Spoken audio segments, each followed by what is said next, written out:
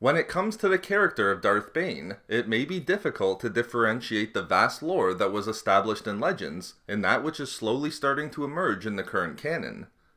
Bane's most visible work within the canon was his appearance in the final arc of Season 6 of the Clone Wars TV series, wherein he appeared as an illusion before Yoda on the planet of Moraban.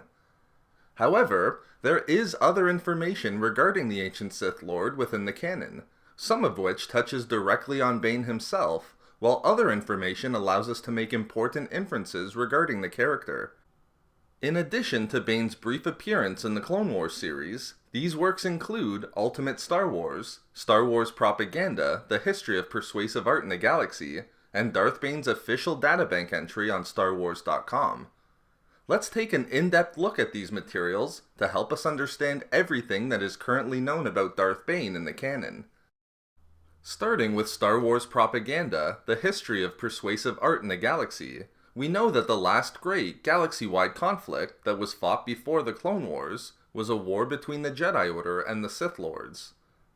This was a particularly devastating and decisive war that was described to have been waged for the very soul of civilization. Although only the most meager of details are known regarding this Jedi-Sith War, we do know that the Sith were actually able to take control of the Republic's capital planet of Coruscant. However, in the end, Star Wars Propaganda makes it clear that the Republic won a decisive and definitive victory over the Sith in the conflict, having taken back their capital of Coruscant and ushering in a new modern era for the Galactic Republic. In fact, following the war, societal memories and official calendars were started anew, as everything that had occurred prior to the Republic victory was forgotten as a dark age for the Republic. Given the reference to the decisive and definitive victory of the Republic and Jedi over the Sith in the war, we could infer that this was the conflict that Darth Bane not only fought in, but that resulted in Bane being the last surviving Sith Lord. However, the material in the Ultimate Star Wars Reference Guide and Bane's official Databank entry on StarWars.com expressly makes this canon.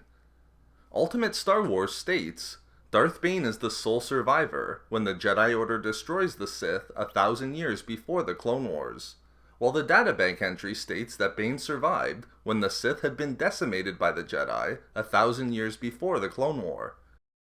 Through these three canon materials, in addition to Bane's appearance in the Clone Wars TV series, we can confidently confirm, first, that Bane fought in the Jedi-Sith War, and second, that he was the sole surviving Sith in this conflict with the Jedi.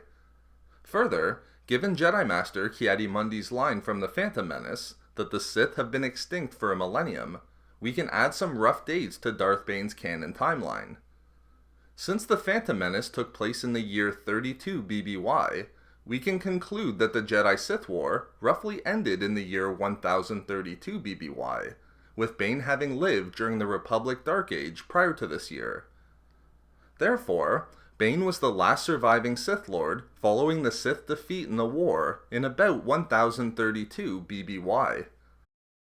But can we conclude that Darth Bane was the creator and originator of the Rule of Two within the current canon? Clearly, from the final arc of Season 6 of the Clone Wars, we can say that he is, with Yoda expressly stating as much, and the Spectre of Bane confirming it. But just in case there was doubt due to any potential confusion on the part of the Jedi Order, or perhaps given the fact that the illusion of Bane on Moraban was simply lying and going along with Yoda's error, it is confirmed in Ultimate Star Wars and Bane's Databank entry that he was the creator of the Sith Rule of Two. Going further, these sources confirm that the basis for and the operation of the Rule of Two is the same as it was within Legends. Ultimate Star Wars states that Bane reformed the Sith Order through the Rule of Two, having recognized that infighting among the Sith Lords weakened them, while the Databank entry confirms that Bane found the traditions of the Sith to be a dead end, again, as internal squabbling between Sith Lords caused havoc on their carefully established long-term plans. Both sources also make it clear that the operation of the Rule of Two, as created by Bane in canon, is the same as in Legends. There could only be two active Sith at any single time, a Dark Lord to embody the power of the dark side, and an apprentice to crave it. Now here's where it gets interesting: the death of Darth Bane in the canon. Although these materials don't expressly state how or when Bane's death occurs, I believe we can confidently conclude that Bane is killed not by a Sith apprentice in accordance with the Rule of Two, but rather by the Jedi, based on some inferences that we can make. Although the Databank entry on StarWars.com states that Bane did enact the Rule of Two, I don't believe that the cycle of an apprentice killing and taking the place of the master started with Bane and his apprentice, as it was seen within Legends. Given Yoda's line in The Phantom Menace, following Mace confirming that Darth Maul was indeed a Sith, that always two there are, no more, no less, we know that the Jedi Order learned about the Sith Rule of Two prior to Episode 1, as Yoda repeated the exact operation of the rule. Further, Yoda understood in the final arc of the Clone Wars TV series that Bane was the creator of the Rule of Two. Therefore, we know that the Jedi understood, first, that Bane started the Rule of Two, and second, its basic tenets of operation. Of course, this doesn't explain why it would be the Jedi that would kill Bane rather than his own apprentice. It would be entirely possible that the Jedi could learn both about Bane starting the Rule of Two and how it worked after his death, at the hands of his own apprentice, potentially hundreds of years later.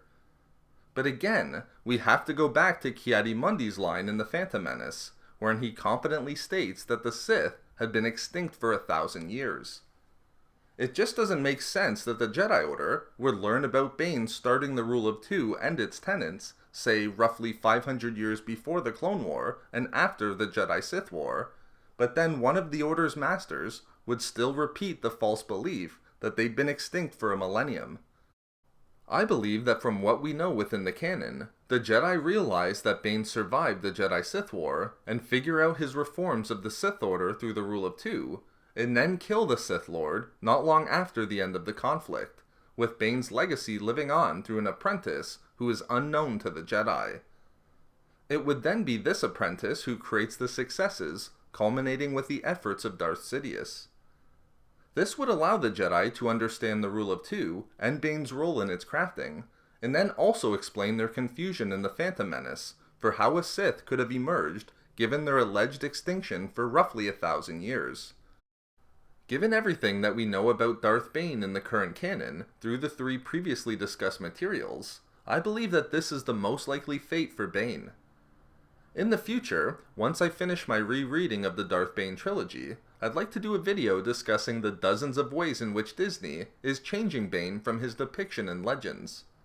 But for now, the fate of Bane and the specific details of his character are one of the most fascinating aspects that I'm looking forward to learning, hopefully in the very near future.